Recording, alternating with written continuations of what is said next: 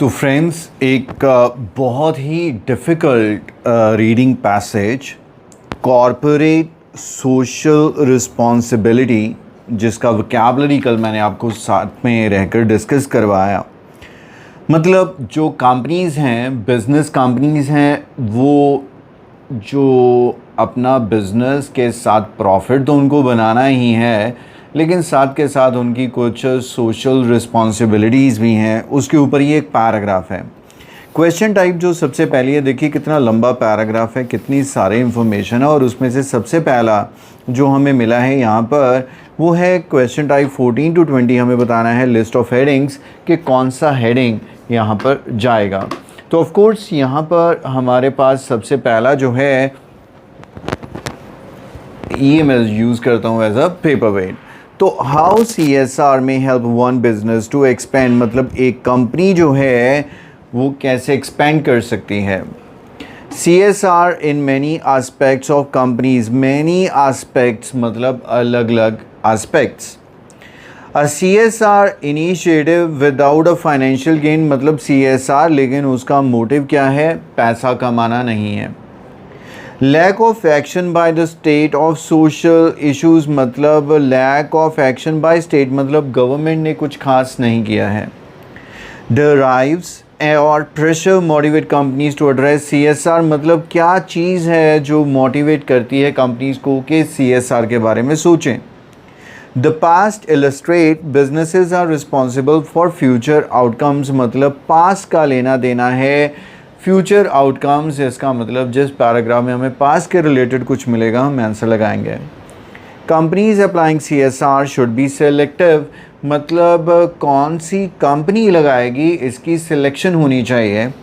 Finally reasons that business and society benefit each other, मतलब business और society दोनों एक दूसरे को बेनिफिट करती हैं। सो अगर आप ये एक्सरसाइज नहीं करोगे, I can give you 100% guarantee कि ना तो आपका इंटरेस्ट डेवलप होगा, बहुत जल्दी आप फटीग महसूस करने लगोगे, क्योंकि आपको समझ ही नहीं आएगा कि आपको आंसर कब मिलेगा, कैसे मिलेगा, कौन सा मिलेगा, क्योंकि इतनी इन्फॉर्मेशन पढ़ के जस्टिफाई कर पाना कि कौन सी स्टेटमेंट के पॉइंट ऑफ व्यू से हम अपना आंसर लगा रहे हैं बहुत मुश्किल हो जाता है।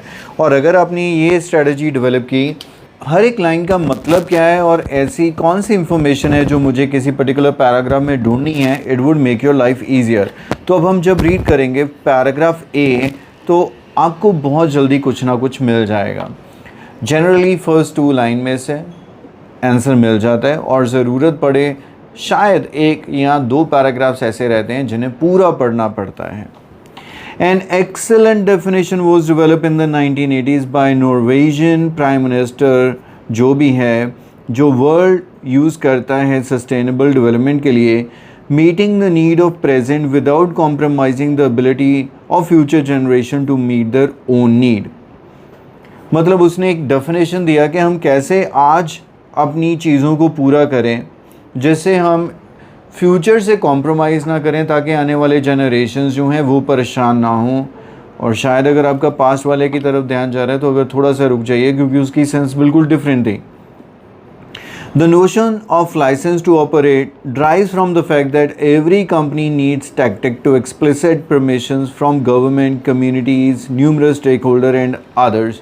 तो आई होप कि यहाँ से आपको काफ़ी हद तक क्लियर होगा कि ये जो नोशन है जो उसने कहा, ये operate drive from the fact कि ये चीज़ की ज़रूरत क्यों है, क्योंकि हर एक कंपनी की एक ज़रूरत है कि उसे टेक्निक्स या टेक्निक्स चाहिए, परमिशन चाहिए गवर्नमेंट से, ये सब कुछ चाहिए जिसकी वजह से to justify CSR initiative on the ground. तो अब आप बताइए कि आपका आंसर क्या है। अगर आप दोबारा से देखना चाहते हैं तो पास्ट वाली जो इन्फॉर्मेशन थी उसके साथ पास्ट इलस्ट्रेट एग्जाम्पल दी है कि business are responsible for future outcome. ऐसा कुछ भी नहीं है, वो जस्ट एक डेफिनेशन दे रहा था। तो यहाँ पर जो आंसर होना चाहिए वो होना चाहिए 5th, दैट इज़ कि कैसे जो डराइव करता है, जो चीज़ है एक कंपनी की ज़रूरत है जिसकी वजह से CSR होना चाहिए। To advance CSR, we must root into broad understanding of interrelationship between cooperation and society, while at the same time anchoring it's strategies and activities of specific companies. बहुत स्ट्रॉन्ग कीवर्ड यहाँ पर आ गया, I hope आपने relate कर लिया होगा, क्योंकि इसने कहा है कि कोऑपरेशन, इंटर रिलेशनशिप किसका, कंपनीज़ का, और यहाँ पर उसने यूज़ किया है सोसाइटी, और यहाँ पर है reason the business and society benefit each other. तो ज़्यादा पढ़ने की ज़रूरत के बिना ही ऑफ कोर्स बी यहाँ पर लगाना चाहिए मुझे। 8 आंसर इज़ 8। आई होप इस स्ट्रेटजी से अगर आप करेंगे तो आपको बिल्कुल भी पैनिक नहीं होगा, आपको बिल्कुल नहीं लगेगा कि आपका टाइम बहुत वेस्ट हो रहा है, और इन टाइम रहकर काफ़ी एक्यूरेसी आप अचीव कर लेते हो। बिकॉज़ ब्रेन के पास जितना ज़्यादा इन्फॉर्मेशन होगा उतना ज़्यादा वो कंफ्यूज्ड होगा, जितना लिमिटेड इन्फॉर्मेशन होगा, सेलेक्टिव होगा, उतना ही एक्यूरेसी बढ़ता है। Now moving on to paragraph C. A company's impact on society also changes over time। समय के साथ साथ एक कंपनी का सोसाइटी पे इम्पैक्ट क्या है वो चेंज होता है। As social standard evolve, science progress, जैसे जैसे सोशल स्टैंडर्ड्स इम्प्रूव होते हैं और साइंस भी बढ़ती है। एबेस्टॉस करके कोई पर्सन है, उसने अंडरस्टूड किया कि as a serious health risk we thought to be safe in the early 1900s given the scientific knowledge then available. Evidence हम जैसे रिस्क मानते थे ना, now understood as a serious risk, जो चीज़ आज हमें रिस्क लगती है उसे 1900s में क्या सेफ मानते थे, क्योंकि उस टाइम पर जितनी हमें नॉलेज थी। Evidence of its risk gradually mounted, और जैसे जैसे अगले 50 साल में ये ग्रेजुअली धीरे धीरे रिस्क बढ़े। Before any company was held liable for the harm it can cause, इससे पहले कि हम किसी कंपनी को लायबल रिस्पॉन्सिबल ठहरा पाते। मैं इसलिए रीड कर रहा हूँ क्योंकि अभी तक कुछ अभी टेक्निकल या ऐसा कैची वर्ड या स्टेटमेंट नहीं आया कि जिसके बेसिस पे मैं डिफ़ाइन कर सकूं कि उधर मैंने ये पढ़ा। Many firms that fail to anticipate the consequence of its evolving body of research have been bankrupted by the result. No longer can companies be content to monitor only the obvious social impact of today without a careful progress for identifying a evolving social impacts of tomorrow। मतलब अब ये ऐसा नहीं हो सकता, इनको बहुत ज़्यादा रिसर्च और इस चीज़ पे आने की ज़रूरत है, क्योंकि जिन्होंने नहीं किया दे वेंट बैंकरप्ट, और इसलिए आज careful analysis of the future के बिना कंपनी सर्वाइव नहीं कर सकते। तो ऑफ कोर्स आप अब इसका आंसर कौन सा लगाओगे? सो इट्स वेरी क्लियर कि it's the past illustrate business are responsible for future outcomes. वैसे भी 1900 जब आया था तो वो पास्ट की रिफ्लेक्शन दे रहा था। सो यहाँ पर हमारा 6 would be the correct answer, क्योंकि जो कंपनी अब फ्यूचर के बारे में नहीं सोचेगी वो बैंकरप्ट हो जाएगी। नेक्स्ट इज़ हमारा क्वेश्चन नंबर पैराग्राफ डी के लिए। No business can solve all the problems or bear the cost of doing so. Instead, each company must select issue। बड़ा क्लियर है सर, इससे ज़्यादा मैं नहीं रीड करने वाला हूँ। सिलेक्ट हमारा स्ट्रॉन्ग कीवर्ड आ गया। हर एक कंपनी हर काम नहीं कर सकती है, जिसकी वजह से सिलेक्शन ज़रूरी है। तो हमारे पास यहाँ पर ऑप्शन थी companies applying should be selective. So 7 मैंने 8 लिख दिया, 7 has to be the correct answer. Move on करते हैं। इससे ये हमारा एक काम नहीं हो पाएगा कि हमारे दूसरे क्वेश्चन टाइप के पॉइंट ऑफ व्यू से भी हमें नॉलेज हो जाए कि कहाँ पे क्या है।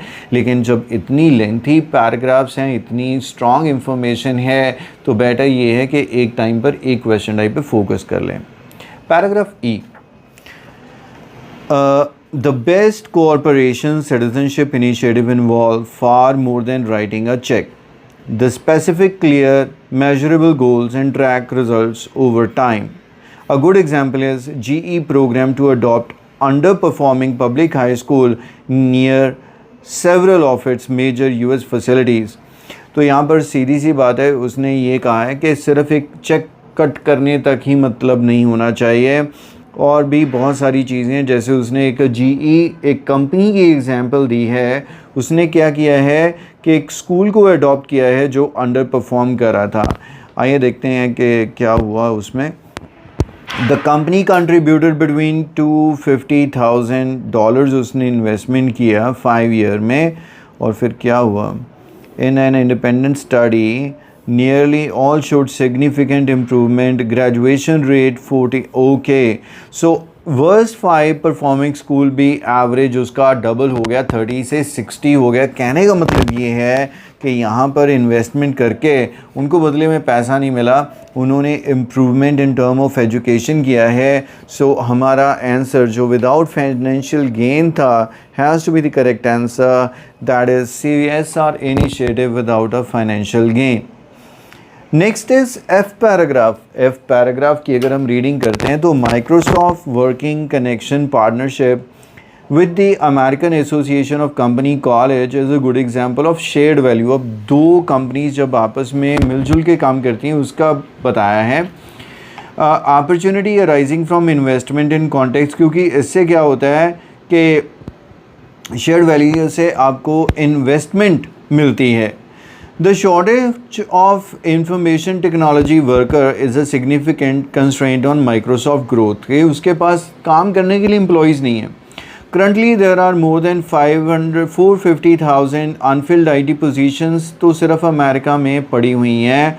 तो इससे बहुत क्लियर है कि जो इन्होंने पार्टनरशिप किया होगा उससे Microsoft achieved result that be benefited many communities. तो बहुत हद तक क्लियर है कि एक कंपनी की एग्जांपल दे के बताया कि उसको कैसे बेनिफिट हुआ, या वो उसका जो इतना एम्प्लॉयज़ जो कम था क्योंकि उन्होंने पढ़ा दिया होगा। हाउ CSR में help one business to expand, that is absolutely first ही इसका आंसर होना चाहिए कि कैसे इसने एक कंपनी को एक्सपैंड करने में हेल्प किया। तो let's move on and finish this as only G paragraph is left. At the heart of any strategy is a unique value proposition. कोई भी strategy है उसमें एक unique preposition रहती है। क्या है पढ़ लेते हैं, इसका मतलब semicolon के बाद समझ आएगा। A set of needs a company can meet for its chosen customers that others cannot. मतलब ऐसी चीज़ें एक कस्टमर्स के लिए बनाई जाएं जो दूसरा नहीं बनाता है। The most strategic CSR occur when a company adds a social dimension to its value proposition, making social impact integral to the overall strategy. Consider, तो शायद मेरे को इसको भी ज़्यादा पढ़ने की ज़रूरत नहीं है क्योंकि इसने क्लियरली कह दिया कि एक कंपनी की जो स्ट्रेटजी है कि उसने क्या ऑफ़र करना है, लेकिन इसके लिए वो कह रहा है कि लेकिन जब एक कंपनी इसमें सोशल डायमेंशंस ऐड कर लेती है तो वो उसका इम्पैक्ट बहुत स्ट्रांग हो जाता है। फिर उसने एग्जांपल दिए हैं। तो ऑफ कोर्स यहाँ पर डायमेंशंस के लिए डिफरेंट एस्पेक्ट्स वाली हमारी एक ऑप्शन थी, that is the second option. It would be the correct answer कि CSR in many aspect of company business. तो moving on, the implement of CSR। Implement कौन से पैराग्राफ में मिलेगा एक बार पढ़ के देख लेते हैं। Promotion of CSR require the understanding of interdependence between business and society. Corporation workers' productivity generally needs health care, education and given dash। तो ऑफ कोर्स आपको याद आ गया होगा, हमने एक पैराग्राफ पढ़ा था जिसमें इन दोनों चीज़ों को एसोसिएट किया था उसने, शायद वो बी पैराग्राफ था, बिटवीन इंटरलेशन। येस, कॉमर्स देखते हैं कि कहाँ पे मिला, ये रहा education, health care, equal opportunity. इधर क्या क्या दिया है हमें, इधर दिया है उसने health, education and given. Of course you know what would be the answer, the answer would be equal opportunity. टी या टीज, टी, opportunity. Restrictions imposed on government and companies both protect customers from being treated unfairly. Restriction दोनों पे होनी चाहिए, government पे भी और कंपनीज पे भी। Improvement of the safety standard can reduce the, जब safety standards improve हो जाएंगे तो क्या हो जाएगा, dash of accidents in the workplace। मतलब chances टाइप कोई वर्ड होना चाहिए कि एक्सीडेंट्स जो हैं वर्क प्लेस पे वो कम हो जाएंगे, या कई चीज़ improvement, rather improvement of the safety standards can reduce the dash. Yes, तो आइए देखते हैं इसी पैराग्राफ में कुछ मिलना चाहिए हमें इसके रिलेटेड। एक्सीडेंट जैसा स्ट्रॉन्ग कीवर्ड अगर मिल जाए तो क्या बात है। ये रहा, ऑफ एक्सीडेंट्स और यहाँ पर अगर एक्सीडेंट्स देखें तो साथ में ही लिखा है lower the internal cost of accidents, यहाँ पर रिड्यूस दी, so of course the answer has to be internal cost of accidents. अब 3 कंपनीज़ के नाम हैं, GE हमने पढ़ा था, माइक्रोसॉफ्ट पढ़ा था और होल फूड, इसके बारे में कुछ ज़्यादा नहीं पढ़ा, लास्ट पैराग्राफ में था, इतना तो श्योर है। You may use any letter more than once करना भी पड़ेगा क्योंकि 4 क्वेश्चन है, ऑप्शंस तो 3 ही हैं। First one says the disposable waste, second one is way company purchases a goods, helping the undeveloped, ensuring the people have the latest information. देखिए helping the undeveloped के लिए मुझे लगता है कि 25th का आंसर हमें बिना ज़्यादा पढ़े या एक बार रिलेट कर लेते हैं, GE लगा देना चाहिए क्योंकि उसमें हमने पढ़ा था ना एक स्कूल जो था अंडर परफॉर्म कर रहा था। एक बार दोबारा से रीड कर लेते हैं। A good example GE programme to adopt under performing public high school near several of its major facilities। undoubtedly यही इसका करेक्ट आंसर होना चाहिए क्योंकि they were helping a public school students who were not performing really well। so 25th is a information, latest information के point of view से हमें Microsoft के बारे में सोचना चाहिए बिकॉज ये एक IT की कंपनी है। आइए देखते हैं इसके साथ कुछ रिलेट करता है या नहीं करता। तो यहाँ पे लिखा है कि क्या किया, पढ़ लेते हैं। करंटली देयर आर, ये हमने पढ़ लिया था, community colleges with an enrolment of million students representing graduates could be a major solution. Microsoft recognise that community colleges face special challenges, उनको चैलेंजेस हैं। IT curricula are not standardized, technology used in outdated, and there are no professional development programs to keep faculty up to date। बिल्कुल clear हो गया जी फिर तो कि उसने ये आइडेंटिफाई किया ना तो लेटेस्ट टेक्नोलॉजी, अरे भाई अमेरिका में नहीं है तो इंडिया के पास कब होगी, ना ही उनके पास अच्छे टेक्निक्स हैं, ना ही उनके पास अच्छे इक्विपमेंट हैं, आउटडेटेड है, और ना ही ट्रेनिंग प्रोग्राम्स हैं। सो ऑफ कोर्स इसने क्या किया होगा, इसने ये इंश्योर किया होगा कि लेटेस्ट टेक्नोलॉजी प्रोवाइड की जाए। So I would definitely go for B with 26। We are left with 2 disposal waste और the way company purchases as goods. तो इसके लिए थोड़ा सा इसको भी रीड कर लेते हैं जो बचा है हमारे पास। Whose value proposition is sell organic, natural and healthy food, passionate about food and the environment। मतलब ऑर्गेनिक फूड में ये डील करती है company. The company sourcing emphasizes purchase from local farmers through each store's procurement process। तो एक तो भाई match कर गया यहाँ पे, way company purchases a good, मतलब वहाँ के लोकल फार्मर से ये खरीदती है। So C is the answer to this question. और हमारा बचा है 23rd भी अभी, तो देखते हैं कि कुछ वेस्ट डिस्पोजल के पॉइंट ऑफ व्यू से इसके पास कुछ है या नहीं है। तो रॉ मटेरियल आ गया, वर्जिन रॉ मटेरियल आ गया, रीन्यूएबल एनर्जी आ गया, ये रहा waste. The only 500 fortune company to offset its electricity consumption entirely, इसने अपनी इलेक्ट्रिसिटी कंजम्पशन को एंटायरली ऑफसेट कर दिया है। Spoiled produce and biodegradable waste are trucked to regional centre for composting and converted run on to biofuels. मतलब ये waste को collect करके लाते हैं और उससे ये बायोफ्यूल्स बनाते हैं। And disposal waste of course इसी के साथ भी मैच करेगा and that's the reason why C is the correct answer. आपने नोटिस किया, देखने में भयंकर, देखने में बहुत ही डिफ़िकल्ट रीडिंग पैसेज, लेकिन आपने बहुत ही ज़्यादा टेक्निकली एंड स्मार्टली इसको हैंडल करते हुए अचीव किया। And this is what you can do every time. बस पैनिक नहीं करना है, एक्चुअल एग्ज़ाम में डरना नहीं है, and still you can achieve a very good score even though the passage is really difficult. Thanks for watching and bye bye for now.